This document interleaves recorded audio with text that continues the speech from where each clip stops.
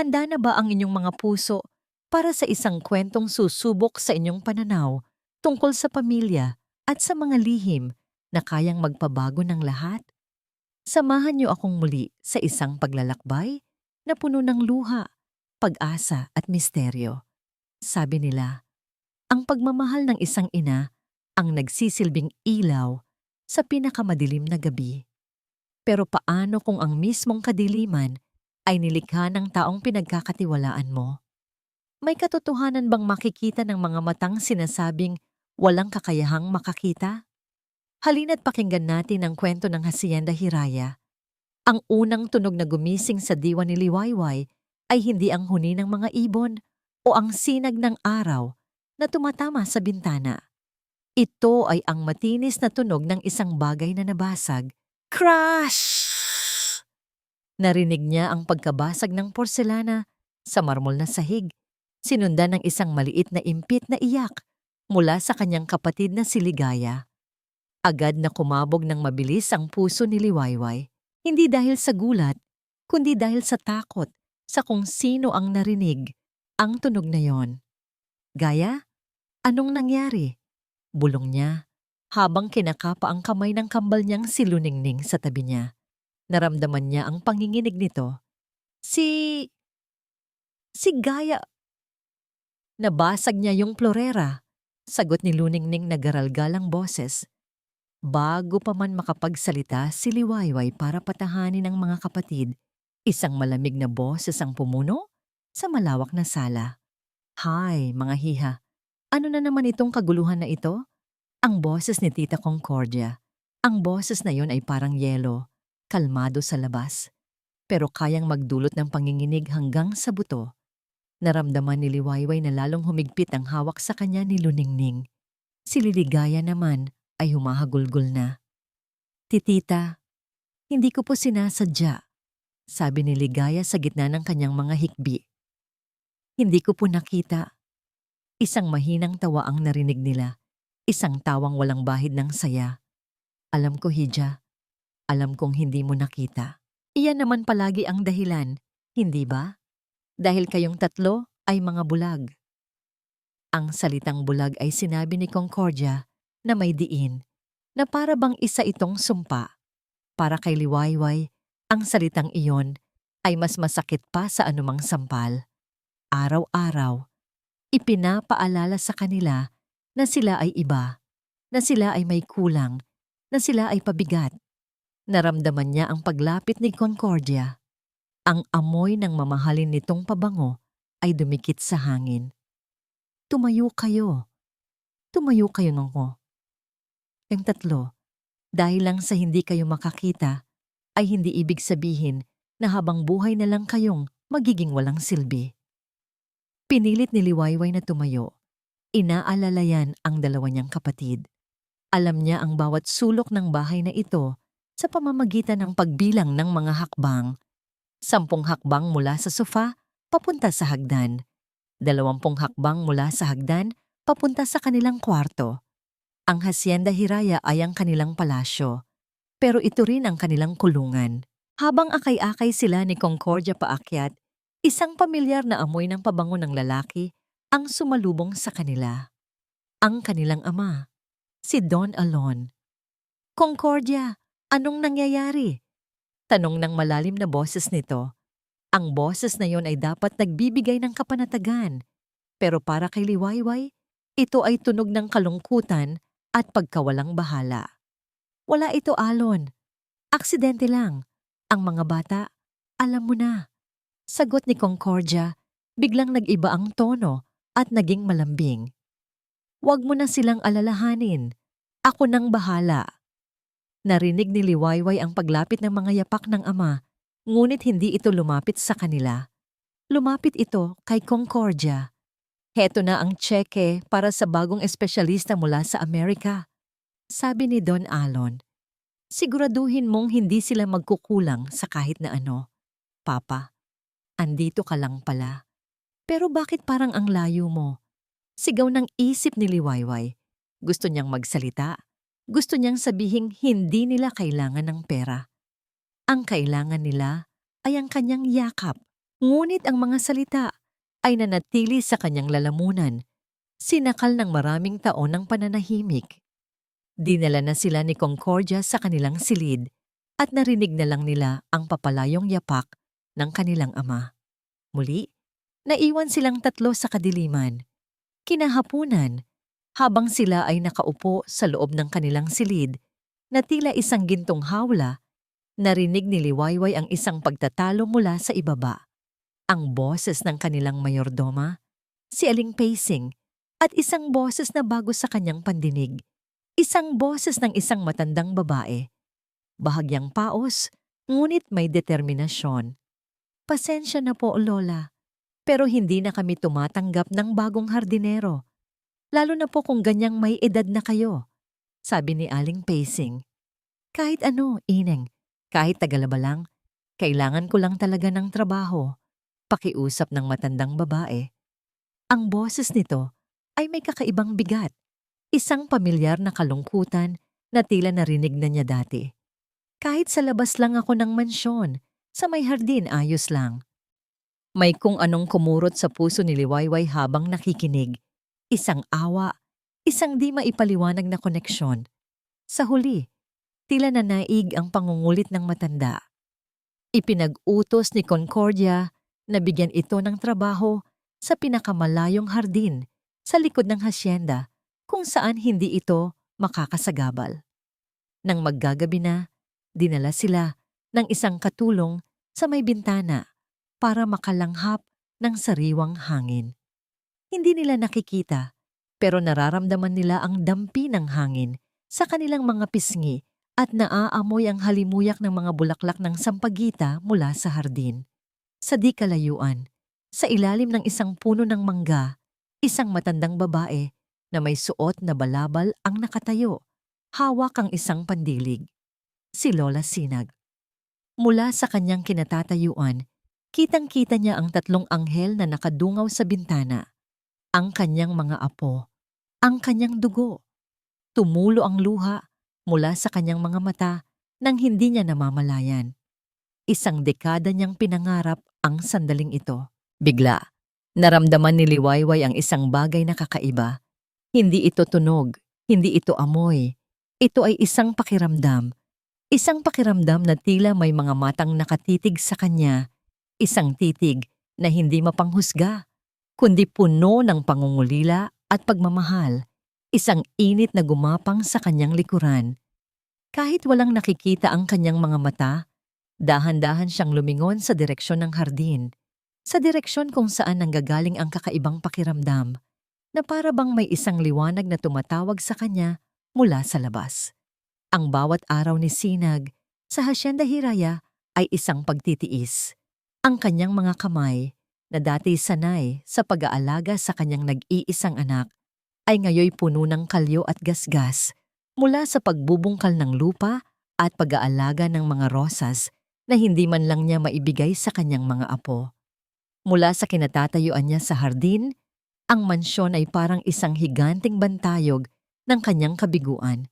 Napakalapit niya sa kanila, ngunit napakalayo pa rin. Isang hapon, habang binubunot niya ang mga damo sa paligid ng mga sampagita, hindi niya napigilan ang sarili. Isang pamilyar na himig ang kumawala sa kanyang mga labi. Isang oyayi. Ang oyayi na madalas niyang kantahin noon sa kanyang anak, ang yumaong ina ng tatlong bata. Tulog na, bunso. Ang nanay ay malayo.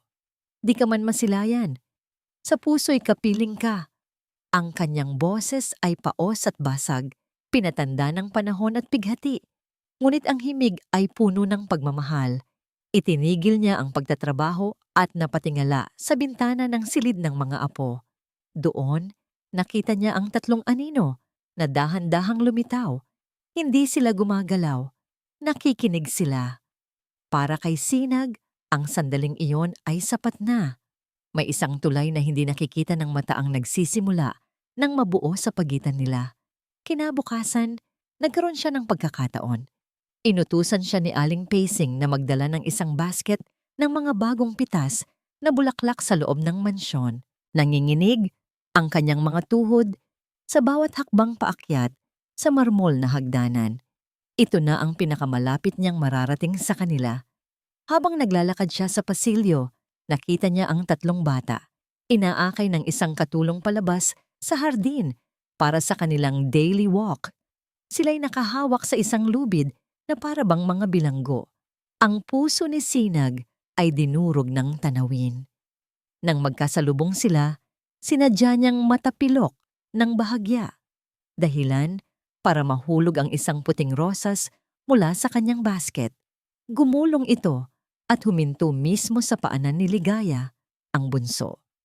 "Nako, pasensya na po," sabi ni Sinag habang pinupulot ang bulaklak.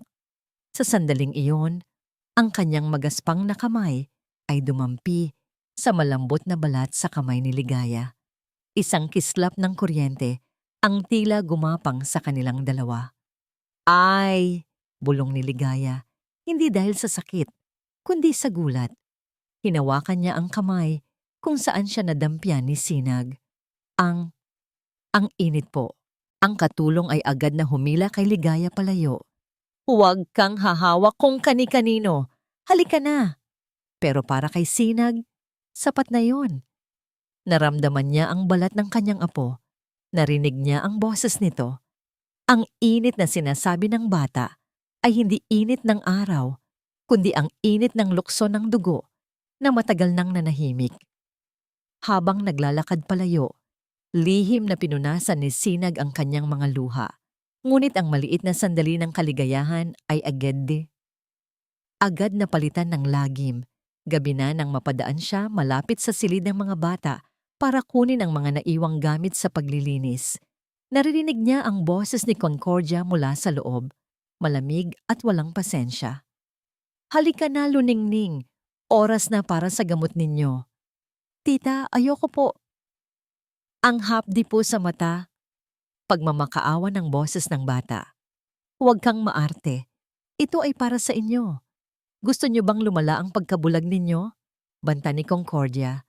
Sumilip si Sinag sa bahagyang nakaawang na pinto. Nakita niya ang tanawing halos ikaguho ng kanyang mundo. Hawak ni Concordia ang isang maliit na bote at pilit na pinapatakan ang mga mata ng 3 bata. Isa-isa. Nakikita niya ang pagpikit at pag-iyak ng mga apo niya sa hapdi. Hindi iyon gamot. Walang gamot na nagdudulot ng ganoong klaseng sakit. Iyon ay lason. Kinuyom ni Sinag ang kanyang mga palad. Ang bawat hibla ng kanyang katawan ay gustong sumugod at agawin ang kanyang mga apo mula sa demonyong yon. Ngunit alam niyang hindi iyon ang paraan. Kailangan niya ng patunay. Kailangan niya ng tamang pagkakataon. At ang pagkakataon ay dumating kinabukasan. Inanunsyo ni Concordia na aalis ito para dumalo sa isang importanteng charity meeting sa bayan at gabihin na ito ng uwi. Ito na ang kanyang hinihintay. Nang matiyak niyang wala ng tao sa itaas, dahan-dahan siyang umakyat, ang puso niya'y kumakabog na parang tambol. Pumasok siya sa malawak na silid ng mga bata. Ang hangin sa loob ay amoy mamahaling sabon at pulbos, pero para kay Sinag, amoy ito ng kalungkutan. Sa ibabaw ng mesa sa tabi ng kama, nakita niya ito, ang maliit na bote. Dahan-dahan niya itong kinuha. Binuksan niya ito at inamoy. Isang matapang na amoy chemical ang sumingaw. Halos mahilo siya. Hindi ito gamot sa mata, sigurado siya. Mabilis siyang nagtungo sa banyo ng silid. Itinapon niya ang lahat ng laman ng bote sa inidoro at hinugasan itong mabuti. Pagkatapos, kumuha siya ng bote ng distilled water na ginagamit para sa humidifier ng kwarto at maingat na pinuno ang maliit na bote ng gamot. Ibinalik niya ang bote sa eksaktong pwesto nito sa mesa. Ang kanyang mga kamay ay nanginginig, ngunit ang kanyang puso ay buo ang determinasyon. Hindi ito ang katapusan. Ito pa lang ang simula ng kanyang paglaban. Ang umaga para kay Luningning ay palaging nagsisimula sa isang ritual ng sakit. Ang paghihintay sa pagdating ng kanilang tita Concordia o ng isang katulong, dala-dala ang maliit na bote na naglalaman ng hapdi. Kaya't nang maramdaman niyang umupo ang isang katulong sa gilid ng kanyang kama, Agad niyang ipinikit ng mariin ang kanyang mga mata. Hinahanda ang sarili. Oras na po para sa gamot, sabi ng bago nilang katulong. Naramdaman niya ang dahan-dahang paghila sa kanyang talukap. Nagbilang siya sa kanyang isip. 1, 2. At naramdaman niya ang pagpatak ng likido. Ngunit walang sumunod na kirot, walang hapdi. Napamulat siya. Kumurap-kurap. Ang naramdaman lang niya ay ang lamig ng tubig, parang luhang hindi galing sa kanya. Tumingin siya sa direksyon ng kanyang mga kapatid. Nakita niyang si Liwayway ay nakakunot ang noo, tila nagtataka rin. Si Ligaya naman ay hindi umiiyak. Ito ang unang pagkakataon sa loob ng maraming taon na sinimulan nila ang araw ng walang luha. Maya-maya, may pumasok sa kanilang silid. Hindi nila kailangang tanungin kung sino iyon. Ang amoy ng sampagita at lupang diniligan ay tila kasama na nito palagi. Ito si Lola Sinag, ang hardinera. Magandang umaga, mga hiha. Bati ng malumanay na boses nito. Nagdala ako ng mga bulaklak para palamutian ang inyong silid. Para kahit hindi nyo sila nakikita, naririyan ang bango nila. Narinig ni Luningning ang kaluskos ng mga bulaklak na inaayos sa florera. Karaniwan, pinakikinggan lang niya ang mga tunog, ngunit ngayon may kakaiba. Sinusundan niya ang tunog ng boses ni Lola Sinag at habang ito'y gumagalaw, may isang bagay sa kanyang paningin na tila sumasabay. Isang anyo. Hindi malinaw. Isang malabong hugis na may kulay. Parang mantsa sa kadiliman na nakasanayan niya. Kinusot niya ang kanyang mga mata. Iniisip na baka guni-guni lang niya iyon. Ngunit nang imulat niya ulit ang mga ito, naroon pa rin. Isang gumagalaw na anyo. At sa ibabaw nito ay isang kumpol ng kulay puti. Liliway! Gaya, nauutal na tawag ni Luningning. Bakit, Ning? Sagot ni Liwayway, nababahala sa tono ng kapatid. Hindi makapagsalita si Luningning. Itinuro niya ang kanyang kamay sa direksyon ng matanda, kahit hindi niya alam kung tama ang kanyang tinuturo. Ang kanyang hininga ay naghahabol. Ang kanyang puso ay kumakarera. Ito ba ang sinasabi nilang nakikita? Ang mga malabong hugis at kulay na ito? Nang gumalaw muli si Lola Sinag para kunin ang isa pang bulaklak, ang puting anyo sa ibabaw ng hugis ay gumalaw rin. Doon, hindi na napigilan ni Luningning ang sarili. Sumigaw siya. Isang sigaw na hindi dahil sa takot, kundi sa purong pagkamangha. May gumagalaw na puting ulap. Natahimik ang buong silid. Si Liwayway at Ligaya ay napalingon sa kanya. Maging si Lola Sinag ay natigilan. Ang hawak na rosas ay nabitawan. Ning, anong sinasabi mo? Tanong ni Liwayway. Isang ulap. Puti. Gumagalaw ito. Giit ni Luningning.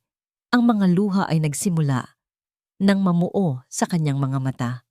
Doon, sa direksyon ng boses ni Lola. Sa unang pagkakataon, ang tatlong magkakapatid ay sabay-sabay na tumingin sa iisang direksyon. At doon, sa gitna ng kanilang madilim na mundo, nakita rin ni Liwayway at Ligaya ang kanilang nakita. Hindi isang malinaw na imahe, kundi mga anyo. Ang anyo ng isang babaeng may suot na kulay kape at sa ibabaw ng kanyang ulo, ang buhok nitong maputi na parang sinulid na pilak. Ang puting ulap. Nakikita ko rin. Bulong ni Ligaya nanginginig. Mga kulay. Sabi naman ni Liwayway, ang boses ay puno ng paghanga.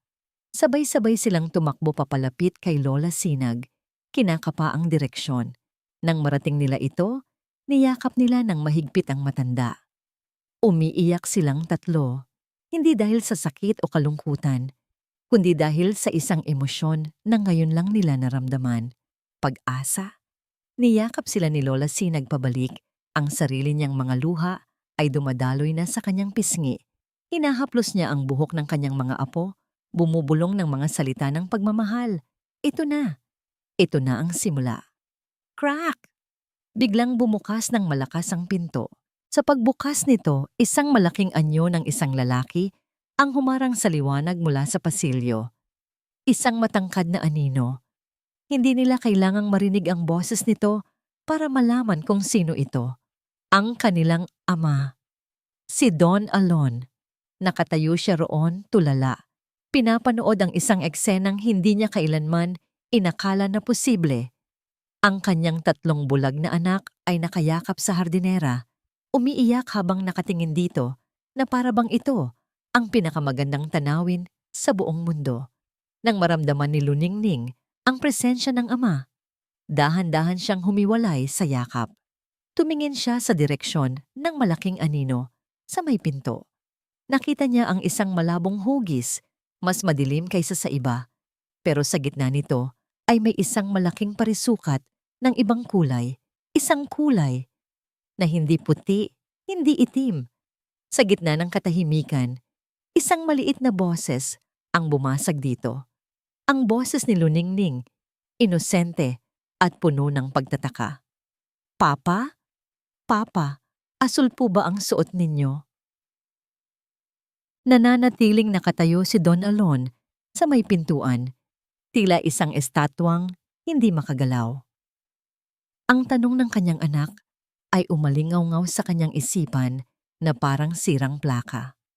Papa, asul po ba ang suot ninyo? Asul. Ang kulay ng dagat na paborito ng kanyang yumaong asawa. Ang kulay ng kalangitan sa isang umagang walang ulap. Isang simpleng kulay, ngunit isang salitang hindi niya kailanman narinig mula sa bibig ng kanyang mga anak. Para sa kanila, ang mundo ay binubuo lamang ng tunog, amoy at pakiramdam. Hindi ng mga kulay. Dahan-dahan siyang humakbang papasok. Ang kanyang mga mata ay nagpalipat-lipat mula sa nagniningning na mukha ng kanyang 3 anak, papunta sa matandang hardinera. Nayakap-yakap ng mga ito. Sino ang babaeng ito? Anong mahika ang dala niya? Mga anak, ang nanginig niyang tawag, halos hindi niya makilala ang sariling boses. Anong ibig ninyong sabihin? Papa, nakakakita na po kami. Masayang sigaw ni Ligaya, kumakalas sa pagkakayakap kay Lola Sinag at tumatakbo ng medyo paika-ika sa direksyon niya. Hindi na po madilim. Sinalo ni Alon ang kanyang bunso. Niyakap niya ito ng mahigpit. Napatingin siya kay Concordia na ngayon ay nakatayo sa isang sulok. Ang muka ay hindi maipinta. Ang dapat sanay masayang reaksyon ay napalitan ng isang ekspresyong tila nag-aalala at natatakot? Concordia, ipaliwanag mo ito. Mahinahon, ngunit may diin na utos ni Alon. Ilang dekada tayong naghahanap ng lunas. Milyon-milyon ang nagastos natin sa mga pinakamagagaling na espesyalista sa buong mundo. Lahat sila ay iisa ang sinabi. Walang lunas. Paano? Paanong nangyari ito? Agad na lumapit si Concordia. Ang kanyang mukha ay nagpakita ng pekeng pag-aalala. Hinawakan niya si Alon sa braso na para bang pinapakalma ito. Alon, kumalma ka. Malambing niyang sabi, ngunit ang kanyang mga mata ay matalim. Huwag muna tayong magdiwang. Baka hindi ito ang inaakala natin. Anong ibig mong sabihin? Kunot noong tanong ni Alon. Huminga ng malalim si Concordia na para bang naghahanda siyang sabihin ang isang masamang balita. May mga kaso, Alon. Mga pambihirang kaso na tinatawag na visual hallucination before terminal blindness. Isang panandaliang liwanag bago ang tuluyang kadiliman. Sabi ng mga libro, ito raw ay ang huling pagtatangka ng utak na makakita bago ito tuluyang sumuko. Ang bawat salita ni Concordia ay parang isang patak ng lason na dahan-dahang pumapatay sa pag-asang biglang sumibol sa puso ni Alon. Ang kislap sa kanyang mga mata ay unti-unting namatay. Mula sa isang milagro, ang lahat ay naging isang masamang pangitain. Hindi maaari. Bulong ni Alon, tinitingnan ang kanyang mga anak na ngayon ay naguguluhan na rin sa pag-uusap nila. Siya ba? Biglang tanong ni Concordia. Ang kanyang tingin ay matalim na ipinukol sa matandang hardinera. Siya ba ang kasama nila nang mangyari ito? Tumango ang isang katulong. Ikaw, utos ni Concordia kay Lola Sinag. Lumabas ka. Bumalik ka sa hardin. Trabaho mo lang ang atupagin mo at huwag kang manggugulo dito. Habang naglalakad palabas si Lola Sinag, yumuko ito at hindi tumingin kanino man.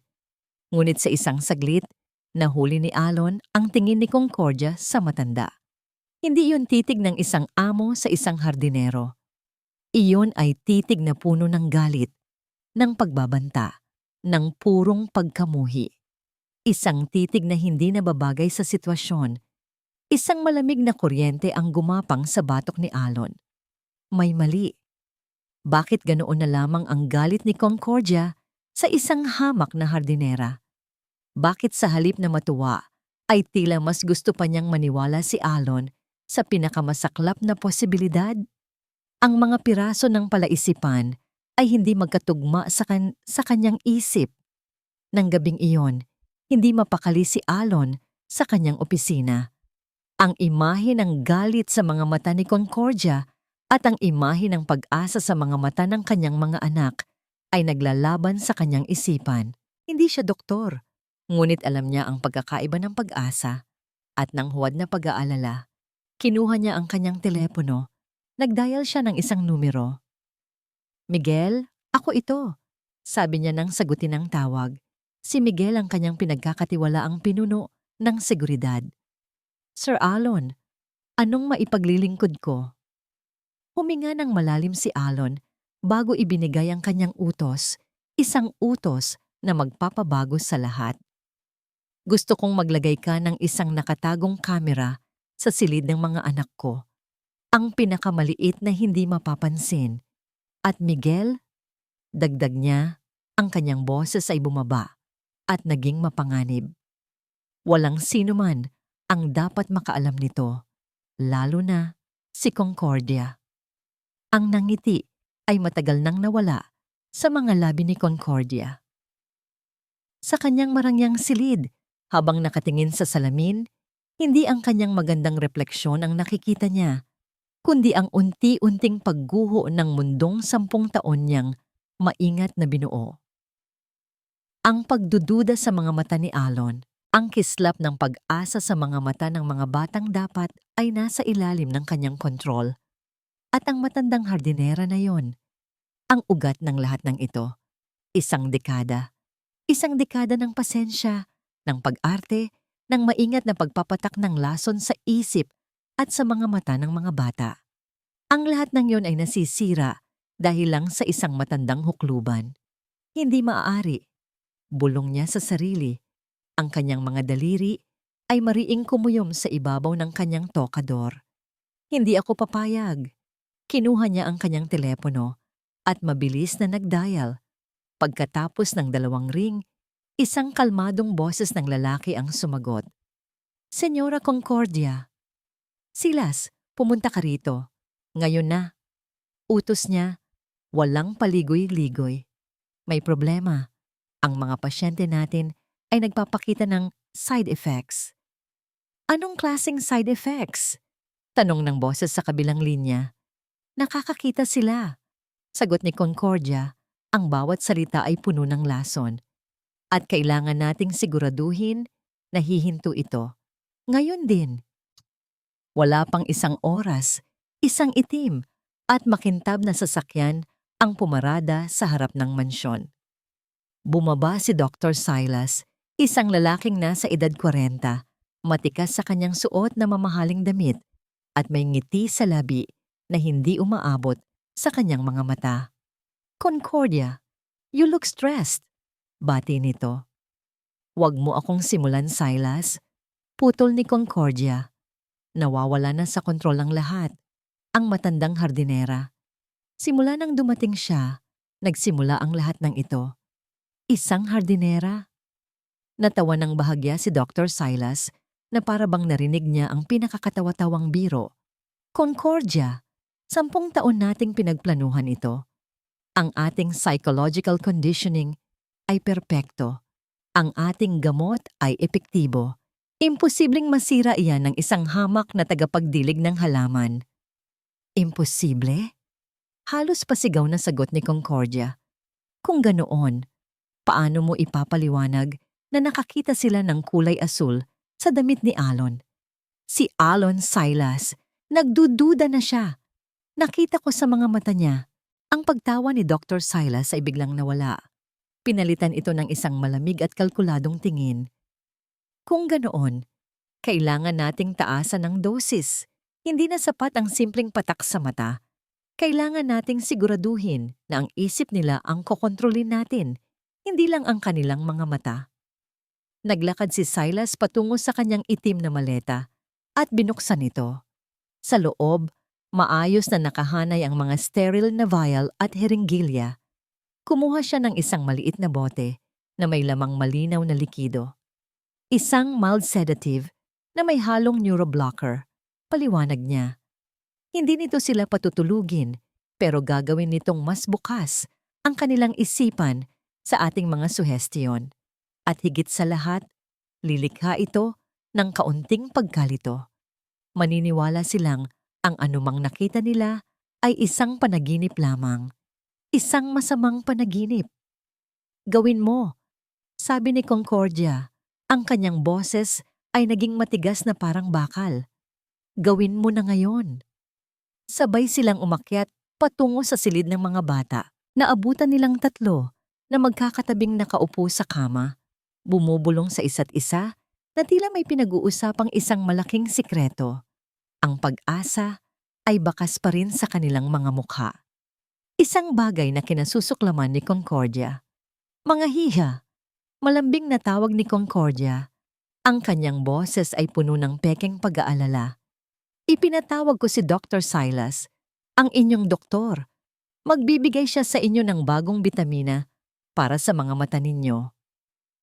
Agad na umatras ang tatlong bata. Naramdaman nila ang panganib.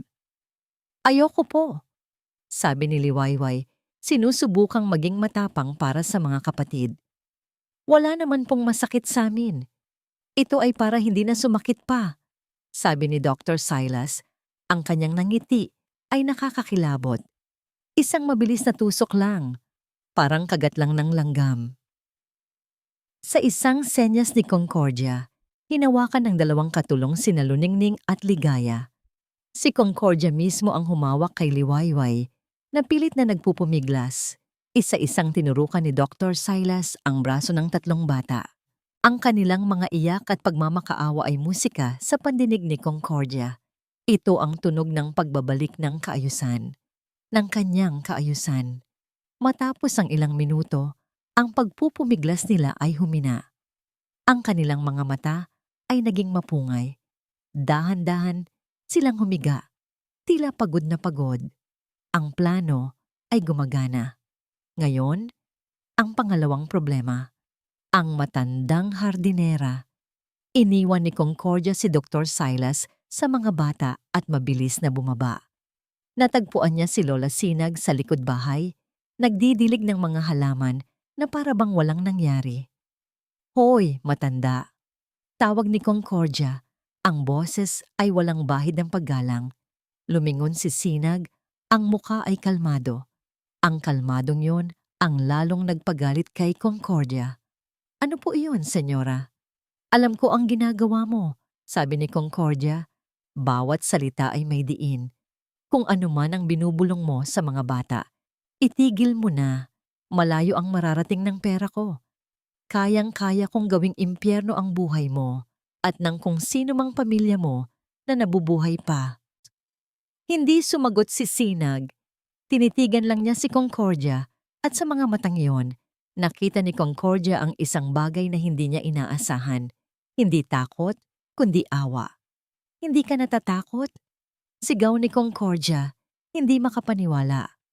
Ang taong walang ginagawang masama ay walang dapat ikatakot. Mahinahong sagot ni Sinag. Ang sagot na yon ang sumira sa huling hibla ng pasensya ni Concordia. Kung ganoon, bibigyan kita ng dahilan para matakot. Sabi niya, mga gwardya. 2 gwardya ang mabilis na lumapit. Ilock ninyo ang matandang ito sa lumang bodega sa likod. Huwag ninyong pakakawalan hanggat wala akong utos. Siguraduhin ninyong wala siyang makausap na kahit sino. Habang kinakaladkad ng mga gwardiya si Lola Sinag, hindi ito pumalag. Ngunit bago siya tuluyang mawala sa paningin, lumingon ito kay Concordia at bumulong ng mga salitang tumatak sa isip niya. Ang katotohanan ay parang araw. Kahit anong pilit mong takpan, sisikat at sisikat pa rin. Sa itaas, sa silid ng mga bata, nagsisimula ng gumana ang gamot sa isipan ni Liwayway. Hindi siya tulog, ngunit hindi rin siya gising. Nasa isang estado siya ng pananaginip. Mga pira-pirasong imahe ang naglalaro sa kanyang isipan. Ang amoy ng gamot sa ospital, ang mahinang ubo ng kanyang ina, isang baso ng tubig na nabitawan at nabasag sa sahig, at pagkatapos isang malinaw na imahe. Ang kanyang ina na nakahiga sa kama, nahihirapang huminga, at sa gilid ng kama, nakatayo ang kanyang tita Concordia. Hindi ito umiiyak, hindi ito nag-aalala. Sa refleksyon sa salamin sa tabi ng kama, nakita ng batang si Liwayway ang isang bagay na itinago ng kanyang isipan sa loob ng maraming taon. Isang maliit, halos hindi mahahalata, ngunit puno ng tagumpay ng ngisi sa mga labi ng kanyang tita Concordia. Biglang napamulat ng mata si Liwayway mula sa kanyang pagkakatulala. Humahabol ang kanyang hininga. Walang tunog na lumabas sa kanyang bibig, ngunit sa kanyang isipan, isang salita ang paulit-ulit na umuulit. Isang salitang nagpabago sa lahat ng kanyang paniniwala. Halimaw. Ang bodega ay malamig at amoy lupa. Tanging isang maliit na sinag ng liwanag mula sa isang butas sa bubong ang nagsisilbing ilaw sa loob. Para sa iba, ito ay isang kulungan. Ngunit para kay Sinag, ito ay isang pagkakataon. Isang pagkakataong makapag-isip nang walang mga matang mapanuri ni Concordia. Alam niyang wala siyang oras. Ang pagdating ni Dr. Silas ay nangangahulugan lamang ng isang bagay. Mas matinding panganib para sa kanyang mga apo. Kailangan niyang makalabas. Kailangan niyang makahanap ng paraan para makausap si Elon. Pinakiramdaman niya ang paligid. Ang mga pader ay yari sa makapal na kahoy. Imposible itong sirain. Ang pinto ay nakakandado mula sa labas. Ngunit sa isang sulok, nakita niya ang isang tumpok ng mga lumang gamit sa hardin.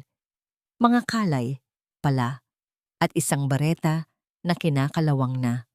Hawak ang bareta. Sinimulan niyang suriin ang sahig. Karamihan ay semento.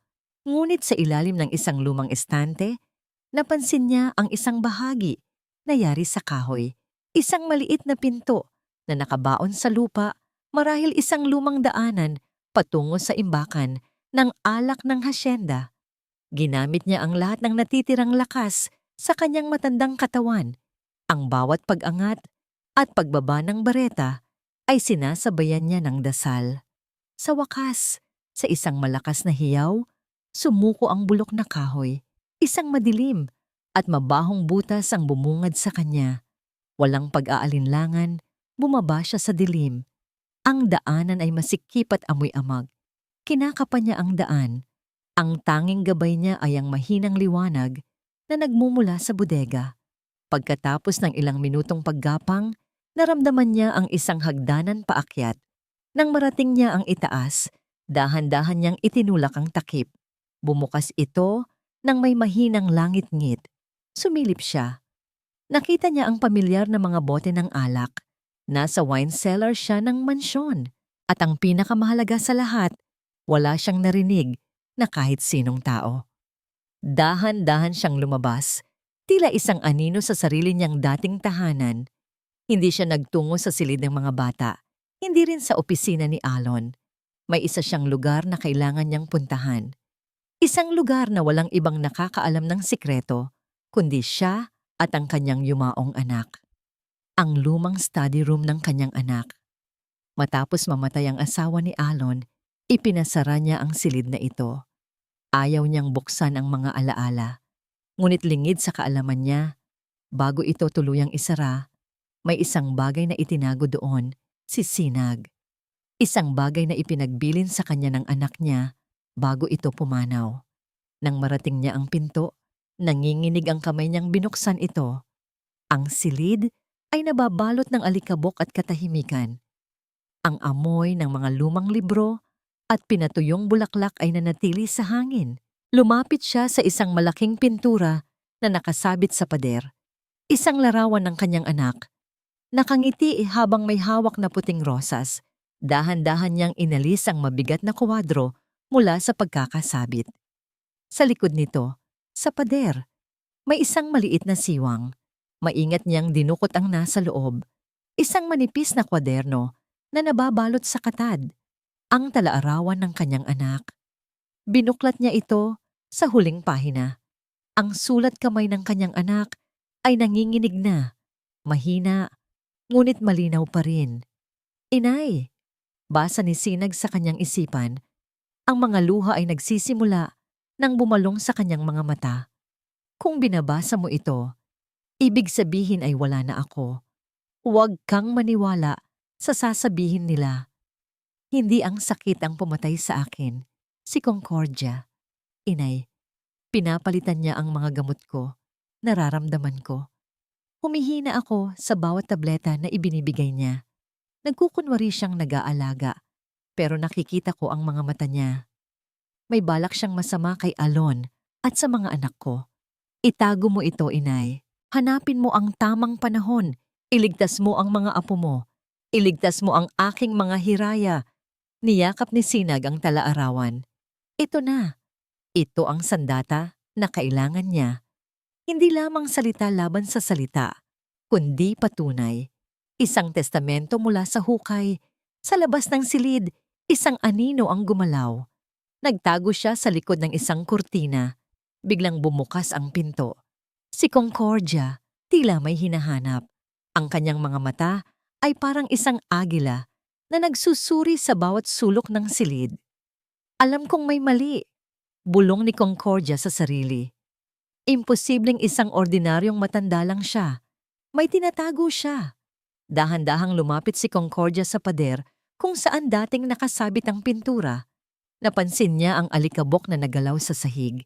Napatingin siya sa siwang sa pader. Walang laman. Ang kanyang mga mata ay nanlaki sa galit at pagkaalarma. Tumakbo siya palabas ng silid, sumisigaw. Mga gwardya! Nasaan ang matanda sa bodega? Nakawala siya. Sa mamantala, si Sinag ay nakalabas na sa kabilang pinto. Hawak ng mahigpit ang talaarawan. Tumakbo siya. Hindi pa palayo, kundi papunta sa panganib. Papunta sa opisina ni Don Alon. Kailangan niyang maibigay ito bago siya mahuli. Habang tumatakbo siya sa pasilyo, narinig niya ang mga yapak na humahabol sa kanya.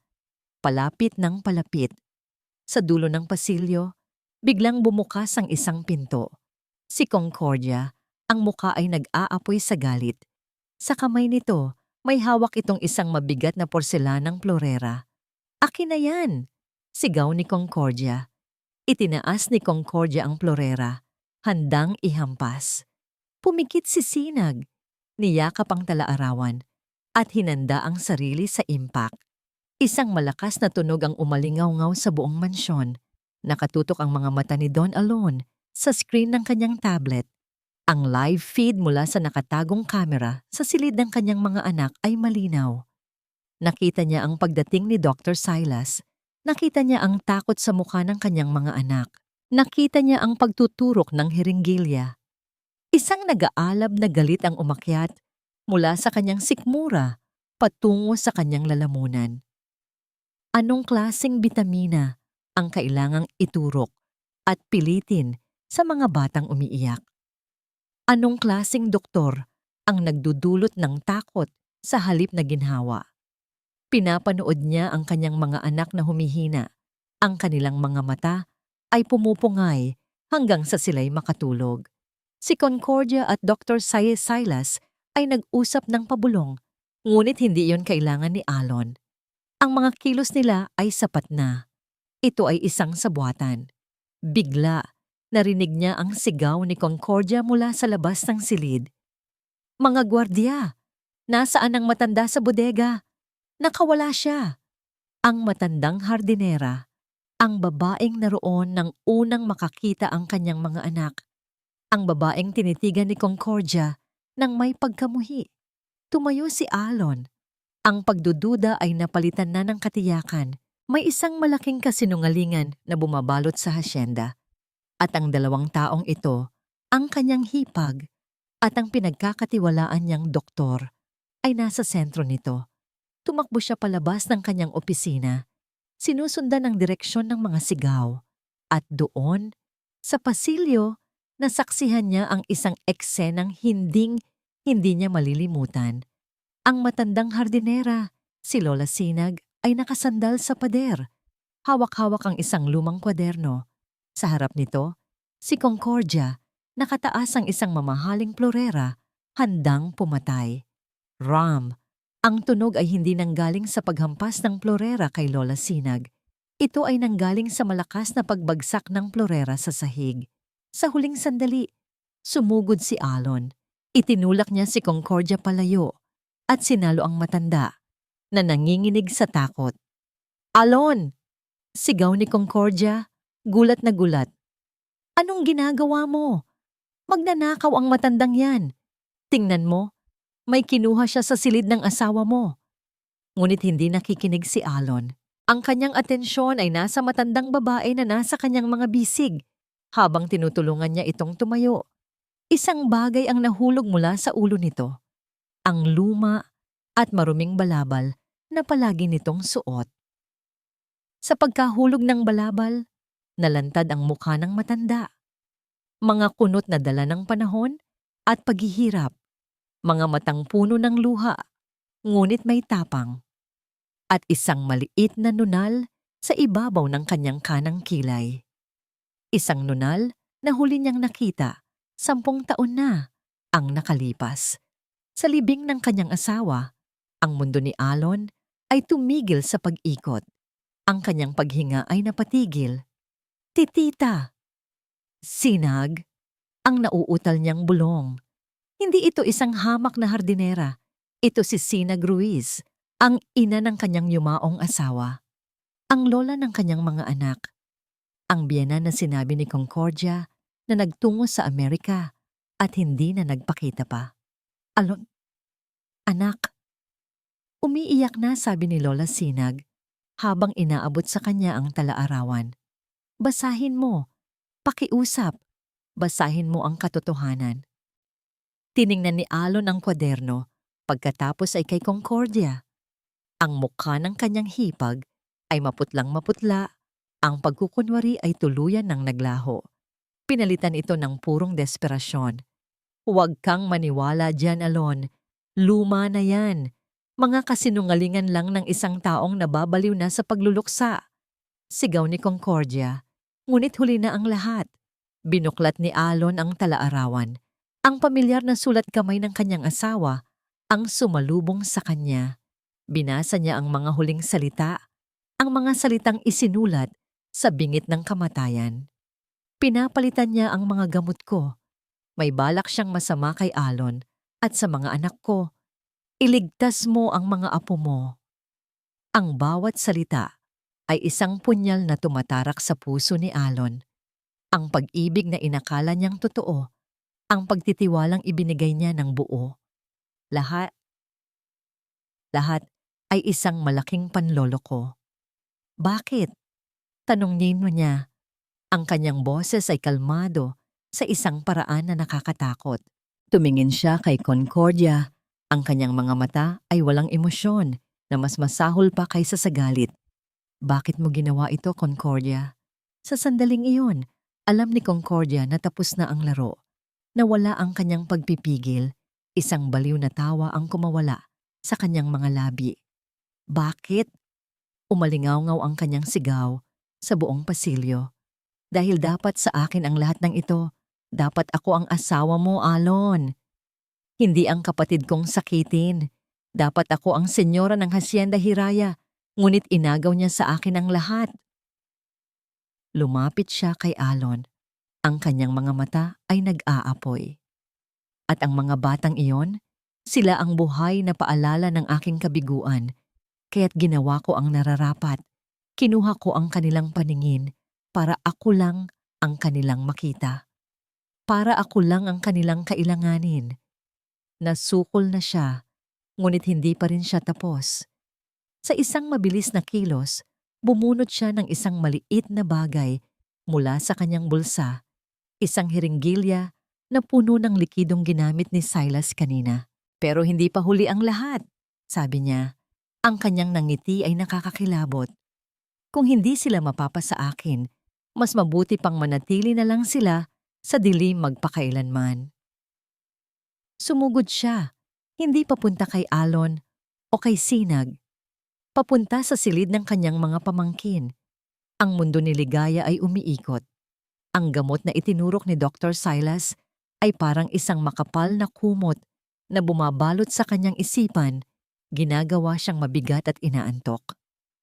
Sa kanyang tabi, naririnig niya ang mabibigat na paghinga ni Liwayway at Luningning. Lahat sila ay nakulong sa parehong bangungot. Ngunit kahit sa gitna ng pagkahilo, may isang bagay na nagbago. Ang kadiliman sa likod ng kanyang mga mata ay hindi naganap. May mga guhit ng liwanag, may mga anyo. Ang epekto ng lason ni Concordia ay nagsisimula ng mawala. At ang epekto ng pagpapalit ng gamot ni Lola Sinag ay nagsisimula ng manaig. Dahan-dahan niyang iminulat ang kanyang mga mata. Malabo ang lahat, parang tumitingin sa ilalim ng tubig. Ngunit sa unang pagkakataon, sa kanyang buong buhay, nakakita siya. Nakita niya ang kisame ng kanilang silid na may mga inukit na bulaklak. Nakita niya ang kurtinang puti na sumasayaw sa ihip ng hangin. At nang lumingon siya sa kanyang tabi, nakita niya ang isang bagay na nagpabilis ng tibok ng kanyang puso. Nakita niya ang mukha ng kanyang mga kapatid. Ang buhok ni Liwayway na kulot sa dulo. Ang nunal ni Luningning sa gilid ng kanyang ilong. Ang mga pilik mata nilang mahahaba. Ang kanyang mga kapatid. Ang kanyang kakambal. Ang mga taong kilala lang niya sa pamamagitan ng boses at haplos ay may mga mukha pala. Mga mukhang kamukhang kamukha niya. Liway. Ning. Bulong niya. Ang boses ay nanginginig. Nakikita ko kayo. Dahan-dahang nagmulat din ng mata ang dalawa pa. Ang parehong pagkamangha at pagtataka ay makikita sa kanilang mga mukha. Hinawakan nila ang pisngi ng isa't isa. Sinusuri ang bawat detalye na para bang isa itong pangarap na ayaw na nilang magising. Ngunit ang kanilang sandali ng pagkatuklas ay biglang naputol. Mula sa labas ng kanilang silid, narinig nila ang mga sigaw. Isang malakas na ram. Ang galit na boses ng kanilang tita Concordia, ang desperadong boses ng kanilang papa Alon. Biglang bumukas ang pinto ng kanilang silid, ngunit hindi ang kanilang ama o tita ang pumasok. Si Dr. Silas. Ang mukha nito ay balisa. Sa kamay nito ay may hawak na isa pang hiringgilya, mas malaki kaysa sa nauna. Mga bata, pasensya na, sabi ni Dr. Silas. Ang kanyang boses ay nanginginig. Pero kailangan ninyong matulog ulit, utos ni Senyora. Sa isang iglap, ang pagkamangha ay napalitan ng purong takot. Hindi na sila ang mga batang walang laban na nakapikit lang at tumatanggap ng sakit. Nakikita na nila ngayon. Nakikita nila ang panganib na papalapit. Huwag po! Sigaw ni Luningning habang gumagapang paatras sa kama.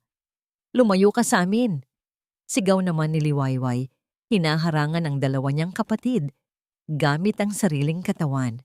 Si Ligaya, ang pinakabunso, ang pinakamahiyain, ay nakaramdam ng isang bagay na hindi pa niya naramdaman dati. Galit. Ang galit na yon ay mas malakas kaysa sa kanyang takot. Tumayo siya sa kama. Sa tabi niya ay ang tungkod na gawa sa kahoy, ang tungkod na ginagamit nila para makalakad sa kanilang madilim na mundo. Dinampot niya ito. Nanginginig ang kanyang kamay, ngunit hinigpitan niya ang hawak. Hindi! sabi niya. Ang kanyang maliit na boses ay may bigat at determinasyon. Hindi mo na kami sasaktan. Nang humakbang si Dr. Silas palapit sa kanila, ginawa ni Liwayway ang isang bagay na instinct na lang.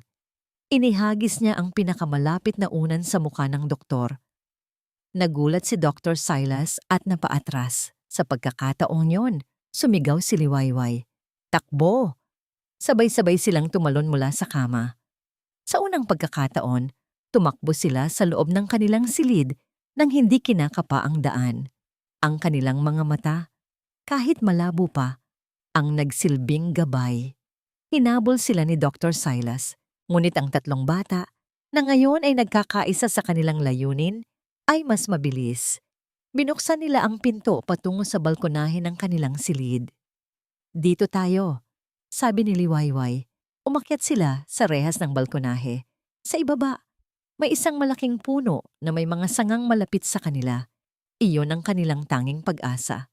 Kaya natin to, sabi ni Liwayway, humarap sa kanyang mga kapatid. Hawakan ninyo ang kamay ko. Sabay-sabay tayo. Ngunit bago pa sila makatalon, isang anino ang humarang sa pinto ng balkonahe. Si Dr. Silas, ang kanyang mukha ay puno ng galit. Ang hiringgilya ay kumikinang sa liwanag ng buwan. Wala na kayong matatakasan, sabi niya.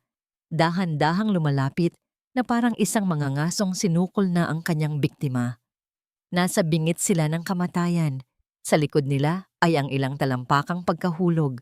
Sa harap nila ay ang taong handang ibalik sila sa walang hanggang kadiliman. Sa pasilyo, kasabay ng pagtakbo ni Concordia patungo sa silid ng mga bata, ay ang mas mabilis na pagsugod ni Don Alon. Inagaw niya ang hiringgilya mula sa kamay nito at itinulak ito ng malakas sa pader. Tapos na ang kasinungalingan mo, Concordia! Sigaw ni Alon. Ang kanyang boses ay dumadagundong sa buong mansyon. Hindi pa, tumatawang sabi ni Concordia. Nandyan si Silas. Sisiguraduhin niyang hindi na muling makakakita ang mga halimaw na yan. Sa balkonahe, papalapit na si Dr. Silas sa tatlong bata. Ngunit sa kanyang paglapit, hindi takot ang nakita niya sa mga mata ni Liwayway, kundi tapang. Ngayon na, sigaw ni Liwayway. Sabay-sabay na iwinasiwas ng tatlong magkakapatid ang kanilang mga tungkod na kahoy. Ang mga tungkod na dati simbolo ng kanilang kahinaan ay naging sandata ng kanilang paglaban. Tumama ang dulo ng tungkod ni Luningning sa kamay ni Dr. Silas. Dahilan para mabitawan nito ang hiringgilya. Tumalsik ito at nahulog sa damuhan sa ibaba. Ang tungkod naman ni Ligaya ay tumama sa tuhod ng doktor. Dahilan para ito'y mapaluhod sa sakit. At ang huli, ang tungkod ni Liwayway ay buong lakas na humampas sa ulo nito. Napasigaw sa sakit si Dr. Silas at natumba. Nawalan ng malay. Ngunit ang kanilang tagumpay ay panandalian. Papasok na sa pinto ng balkonahe si Concordia. Ang kanyang buhok ay gulo-gulo, ang kanyang mga mata ay nanlilisik na parang sa isang hayop na nasukol. Sa kanyang kamay, may hawak siyang isang piraso ng nabasag na florera, matalim at makislap. Kung hindi ko kayo makukuha, walang makikinabang sa inyo. Sigaw niya at sumugod siya. Hindi sa tatlong bata, kundi sa pinakamalapit sa kanya, si Lola Sinag, nakasunod lang ni Alon. Nakita ni Alon ang panganib. Sa isang kilos na mas mabilis pa sa kanyang pag-iisip, itinulak niya ang kanyang biyenan at hinarang ang paparating na panganib gamit ang sariling katawan. Naramdaman niya ang matalim na pagbaon ng bubog sa kanyang tagiliran. Isang mainit na likido ang dumaloy sa kanyang damit. Napaluhod siya. Ngunit bago siya tuluyang bumagsak, hinawakan niya ng mahigpit ang braso ni Concordia. Sa sandaling iyon, ang mga pinto ng mansyon ay bumukas ng malakas. Pumasok ang mga pulis, kasama ang hepe ng seguridad na si Miguel. Huli na kayo, sabi ni Concordia. Ngumingiti habang nakikita ang dugo sa kanyang kamay. Patay na si Alon. Akin na ang lahat. Ngunit sa likod ng mga pulis, isang babae ang lumitaw, si Lola Sinag. Itinaas niya ang talaarawan. Hindi pa tapos ang lahat. Matatag niyang sabi, heto ang katibayan ng lahat ng krimen mo. Mula sa pagpatay sa sarili mong kapatid hanggang sa pag-abuso sa sarili mong mga pamangkin. Ibinigay niya ang talaarawan sa hepe ng pulisya. Habang binabasa ito, ang mukha ng hepe ay nagbago. Mula sa pagkalito patungo sa pagkaalarma. Dakpin siya. Utos ng hepe, nakaturo kay Concordia. 2 pulis ang lumapit para pusasan si Concordia. Hindi na siya pumalag. Ang kanyang naninira, ang kanyang ngiti ay nawala. Ang kanyang mga mata ay naging blangko. Para siyang isang manikang nabura ang lahat ng emosyon. Tapos na ang laro. Talo na siya.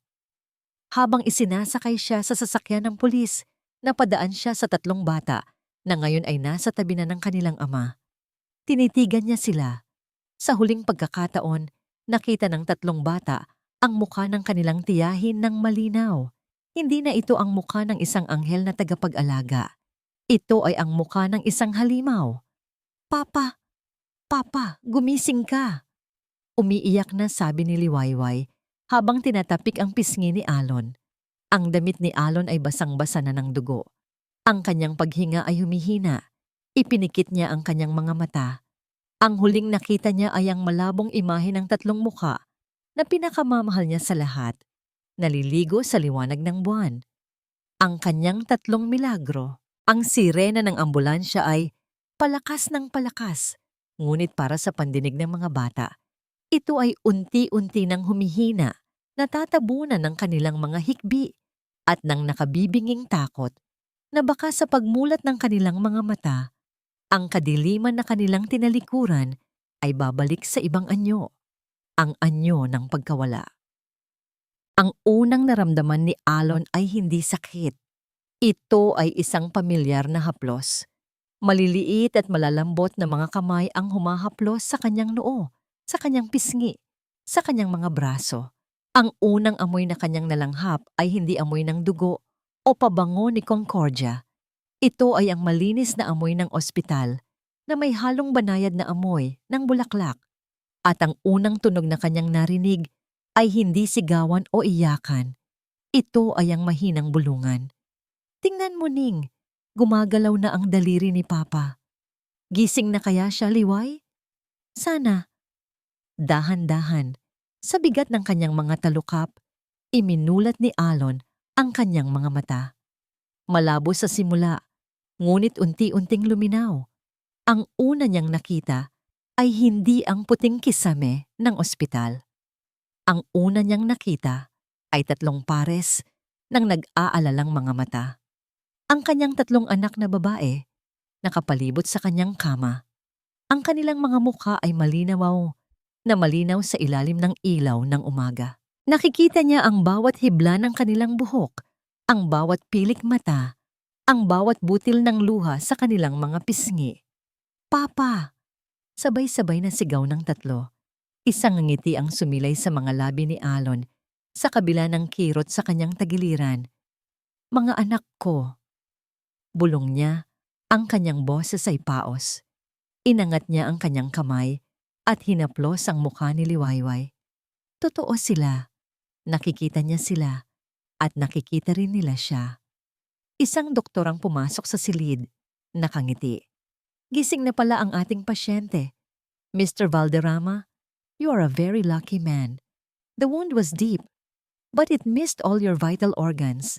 With enough rest, you'll be as good as new. Ang mga anak ko, Doc? Agad na tanong ni Alon. Ang mga mata nila? Iyon ang mas magandang balita, sabi ng doktor. We ran every test possible. Structurally, their eyes are perfectly normal. Medyo may light sensitivity lang sila dahil sa matagal na pananatili sa dilim. But that's temporary. It seems their blindness was psychosomatic, isang conversion disorder na pinalala ng systematic poisoning. Sa madaling salita, ang utak nila ang nagdesisyon na hindi makakita dahil sa trauma at sa gamot. Ngayong wala na ang lason, unti-unti nang bumabalik ang lahat sa normal. Pumasok sa silid si Lola Sinag, may dalang isang basket ng prutas. Ang kanyang mukha ay pagod. Ngunit ang kanyang mga mata ay puno ng kagalakan. Nang makita siya ni Alon, isang emosyon ang nanaig sa lahat. Hiya. Tita, inay, patawarin na niyo po ako, sabi ni Alon. Ang boses ay nabasag. Naging bulag din po ako. Ipinagkatiwala ko ang mga anak ko sa isang halimaw. Pinabayaan ko po kayo. Umupo si Lola Sinag sa tabi ng kama at hinawakan ang kamay ni Alon. Ang kanyang palad ay magaspang, ngunit ang haplos nito ay puno ng pag-unawa. Tapos na yon, Alon, mahinahon niyang sabi. Ang mahalaga ay ang ngayon. Ang mahalaga ay gising ka na. Gising na kayong lahat. Sa mga sumunod na linggo, ang silid sa ospital ay naging tahanan nila. Doon, muli nilang binuo ang kanilang pamilya. Tinuruan ni Lola Sinag ang kanyang mga apo ng mga pangalan ng kulay. Tinuruan naman ng mga bata si Alon na tumawa ulit, araw-araw. Muling natututunan ni Alon kung paano maging isang ama. Hindi lang isang tagapagbigay, kundi isang kasama, isang kaibigan, isang tagaprotekta. Isang taon ang lumipas. Ang Hacienda Hiraya ay hindi na isang gintong kulungan. Ang mga bintana nito ay laging bukas, pinapapasok ang liwanag at hangin. Ang mga hardin ay puno ng tawanan ng mga bata. Sa gitna ng hardin, nakatayo ang isang bagong gusali, ang Hiraya Hope Center. Isang pundasyon na itinayo ni Alon at Lola Sinag para tulungan ang mga batang naging biktima ng psychological abuse at manipulation. Sa araw ng inaugurasyon, si Alon ay nakatayo sa entablado, katabi si Lola Sinag. Sa harap nila, ang kanyang tatlong anak, sina Liwayway, Luningning at Ligaya, ay nakatingin sa kanya. Ang kanilang mga mata ay nagniningning hindi lang dahil sa liwanag ng araw, kundi dahil sa pagmamahal at pag-asa. Ang Hiraya ay nangangahulugang ang bunga ng iyong mga pangarap. Sabi ni Alon sa mikropono, ang kanyang boses ay matatag. Dati, ang pangarap ko lang ay maibalik ang paningin ng aking mga anak. Ngunit ngayon ko lang naintindihan, ang tunay na pagmulat ay hindi lang sa mata. Ito ay nasa puso. Tumingin siya sa kanyang mga anak at sa kanyang biyenan. Minsan, kailangan nating dumaan sa pinakamatinding kadiliman para mahanap ang pinakamaningning na liwanag. At ang liwanag na yon, pagtatapos sa niya, ay ang pagpapatawad, pagmamahal, at ang kapangyarihang bumangon muli. Sa paglubog ng araw, ang ginintoang sinag nito ay tumama sa mukha ng pamilyang muling nabuo. Isang pamilyang sinubok ng kasinungalingan, ngunit pinatatag ng katotohanan. Ang kanilang kwento ay nagwakas na, ngunit ang kanilang bagong buhay ay ngayon pa lamang nagsisimula. At dito po nagtatapos ang ating kwento, ang muling pagmulat. Isang paalala na ang pinakamatinding kadiliman ay kayang talunin ng pinakamaliit na sinag ng katotohanan at pagmamahal. Ipinakita sa atin ni Don Alon, Lola Sinag, at ng tatlong magkakapatid na ang tunay na paningin ay hindi lamang nakikita ng mata, kundi nararamdaman ng puso. Ang pagpapatawad, gaano man kabigat, ang siyang susi sa tunay na paghilom. Maraming salamat po sa inyong walang sawang pagsubaybay sa kwentong ito. Sana po ay may napulot kayong aral at inspirasyon. Ano po ang masasabi ninyo sa kwento ni Alon at ng kanyang pamilya? At anong klaseng kwento naman po ang gusto ninyong mapakinggan sa susunod? I-comment nyo lang po sa ibaba at lagi po naming binabasa ang inyong mga suhestiyon. Hindi dito nagtatapos ang ating paglalakbay. Marami pa pong kwentong kasing ganda at mas puno ng aral dito sa aming channel. Kung nagustuhan nyo ang kwentong ito, i-like, i-share sa pamilya at mga kaibigan at mag-subscribe na rin para lagi kayong updated sa mga susunod pa naming kwento. I-click nyo ang notification bell para kayo ang unang makarinig kapag may bago kaming upload. Pagpalain po kayo ng Panginoon, kayo at ang inyong buong pamilya. Hanggang sa muli!